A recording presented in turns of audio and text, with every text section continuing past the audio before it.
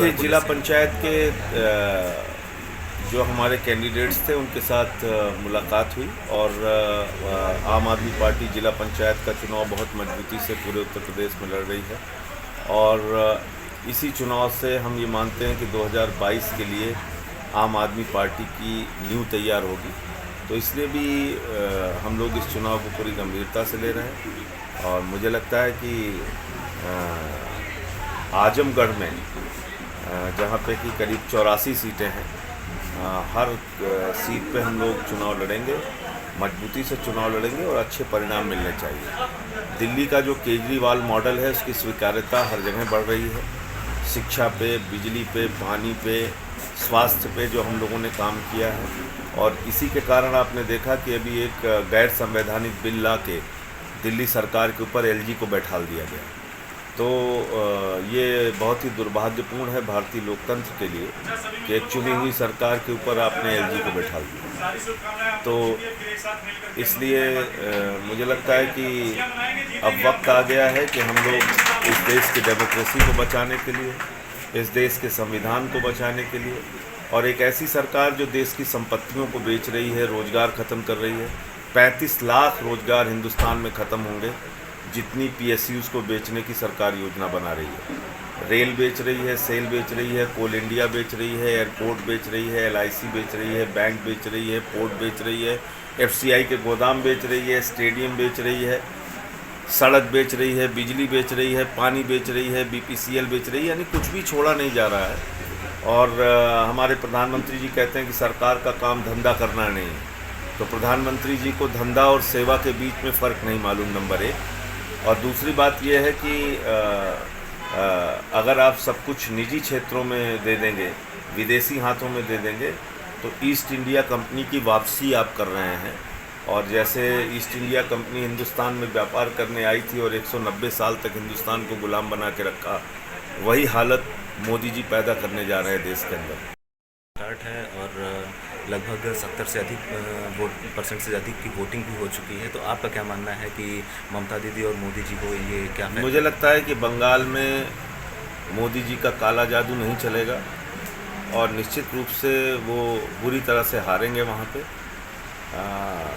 जिस तरह से झूठ बोलने का ठेका देश के प्रधानमंत्री ने ले लिया है, ये बहुत हास्यास्पद है। कल बांग्लादेश में जाके उन्होंने कहा कि मैंने बांग्लादेश की आज़ादी के लिए अपनी गिरफ्तारी दी है। अब ये बड़ी हास्यास्पद बात है। बांग्लादेश की आज़ादी के लिए भारत का एक एक नागरिक लड़ रहा था। बांग्लादेश की आज़ादी के लिए भारत की सरकार लड़ रही थी। भारत की सरकार बांग्लादेश की आज़ादी में बांग्लादेश के साथ खड़ी थी और बांग्लादेश की लड़ाई पाकिस्तान के साथ हो रही थी। तो भारत की सरकार क्यों गिरफ्तार करेगी नरेंद्र मोदी की? भारत की सरकार क्यों गिरफ्तार करेगी? जो सरकार बांग्लादेश की आज़ादी में उनकी समर्थक है, वो क्यों गिरफ्तार करेगी आपको? तो मैं मोदी जी से पूछना चाहता हूं कि मोदी जी, आपको भारत ने गिरफ्तार किया या पाकिस्तान ने? क्योंकि युद्ध तो पाकिस्तान के साथ हो रहा था, भारत उनके साथ था। तो इस प्रकार के झूठ बोलना अंतर्राष्ट्रीय स्तर पे भारत की छवि को ख़राब करता है कि देश का प्रधानमंत्री घूम घूम के पूरी दुनिया में झूठ बोले। ये अच्छी बात नहीं है। कभी आप चले जाते हैं, कह के चले आते हैं आपकी बात ट्रम्प सरकार। ये हमारी विदेश नीति का भी मजाक है। तो इसको निश्चित रूप से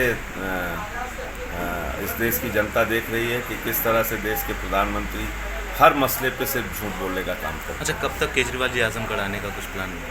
अब जिला पंचायत चुनावों के बाद हम लोग रणनीति तय करेंगे और उसके बाद केजरीवाल साहब के कार्यक्रम लगेंगे। अच्छा, पंचायत चुनाव पे आपकी नज़र किस तरीके से है और किस तरीके से कार्यकर्ताओं? पंचायत चुनाव में हमारा डोर टू डोर पे फोकस रहेगा। घर घर जाके लोगों के नंबर लेना और उनके साथ संवाद अपना स्थापित करना।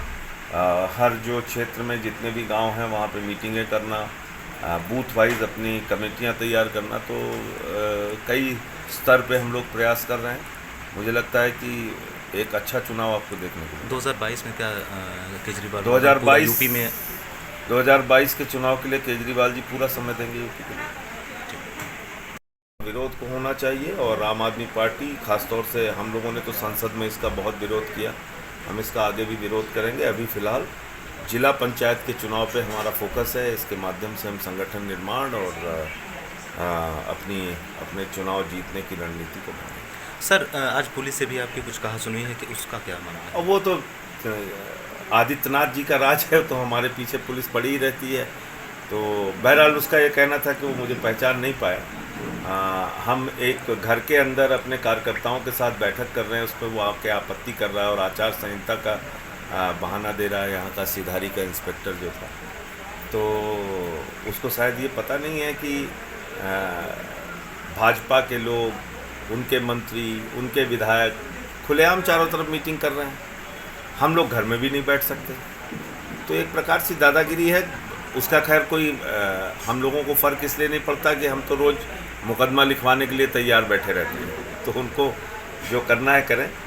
और मैंने जिलाधिकारी महोदय से भी बात की इसके बारे में। उन्होंने कहा कि मैं इस पूरे मामले को देखता हूँ।